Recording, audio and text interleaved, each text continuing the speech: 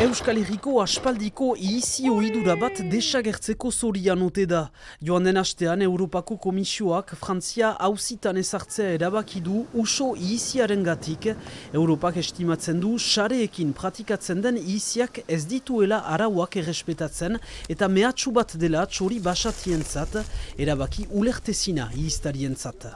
Egun harritiak gira, guk gure saretan urzoa ditu batzemaiten bakarrik, beste solitipiuziak saretan trebez pasatzen dira, eta egun ez du konpreitzen alaike gauza hori, eta sustut urzoa gerota gehiago urzoa bada, anizmak hor egiten du urzoak aniz lekutan, eta guk ez du gauza hori konpreitzen ala. Landibarren bezala, Ipar Euskal Herrian, zazpitokitan usoak ihiztatzen dituzte sareekin, urrian eta azaroan, erdi aroaz geroztik egiten den ohidura.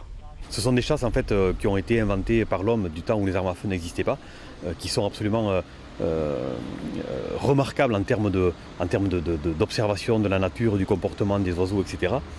Et ce sont les chasses les plus vertueuses qui soient, en fin de compte, puisqu'elles n'utilisent pas d'armes à feu, pas un gramme de plomb dans la nature, pas un coup de feu, aucun problème de sécurité, de cohabitation avec les autres usages. Ihiztarien sustenguz departamentuko hainbat parlamentarik gutun bat igorri diote François Bayrou lehen ministroari saretegiak defendi ditzan galdegiteko, Europar auzitegiak erabakia helduden urtean hartu behar luke.